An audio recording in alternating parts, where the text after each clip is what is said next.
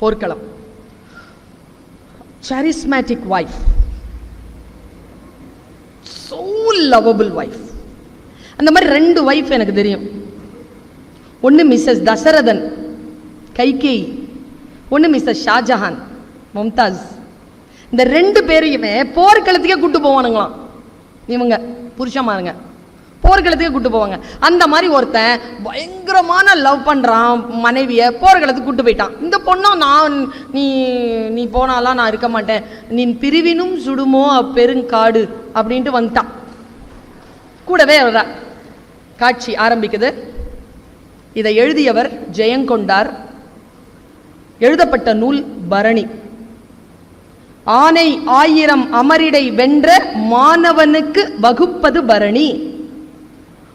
1000 யானைகளை எவன் ஜெயிக்கிறானோ அவன் பேர்ல தான் பரணி பாடப்படும். அப்படி பாடப்பட்ட ஒரு பரணி இலக்கியத்தில் ஒரு காதல் காட்சி. போர்க்களம் போயிட்டு வைஃப் அனுப்பி வச்சுட்டான். தன்னுடைய மனைவி காதலனை கணவனை அனுப்பி வச்சுட்டான். அவன் போறான். நான் ஏன் காதலனை கணவனைன்னு 2 வார்த்தை சொன்னேன்னா, தமிழ் மரபுல 2ம் ஒண்ணுதான், வேற வேற இல்லை, அதனால சொன்ன. போற ஆரம்பிச்சிருச்சு. வைஃப் பார்த்துட்டு இருக்கா. சரியா களமாடுறான் அவன் காதலன். ரொம்ப அழகா ஆடுறான். அவ்வளோ லாபகமா ஸ்டைலிஷா பார்க்குறான். வைஃப் பார்த்துட்டே இருக்கா. திடீர்னு என்னாச்சு, பகைவனுடைய வேல் அவன் மார்புல பாஞ்சிருச்சு. அவன் இப்படி சாயிறாங்க. வேல் பாஞ்சா எவ்வளோ நொடிகள் இல்லைங்க சாய்வான்? எவ்வளோ நொடிகள்?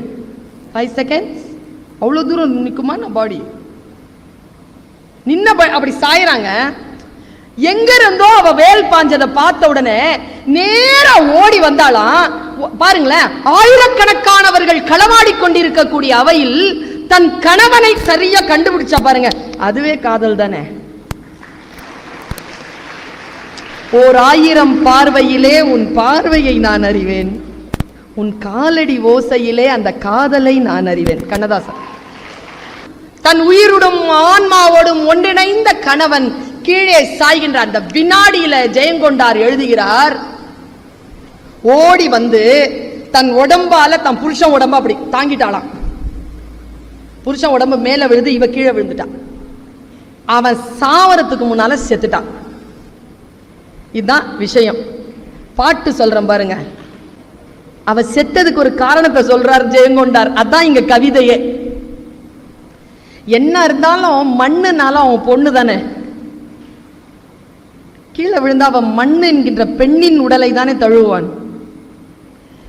தன் கொழுநன் மண்மகளை தழுவுவாள் முன் தன் உடலால் தாங்குவாளை காண்மின் காண்மின். ஒரு பாயிண்டா.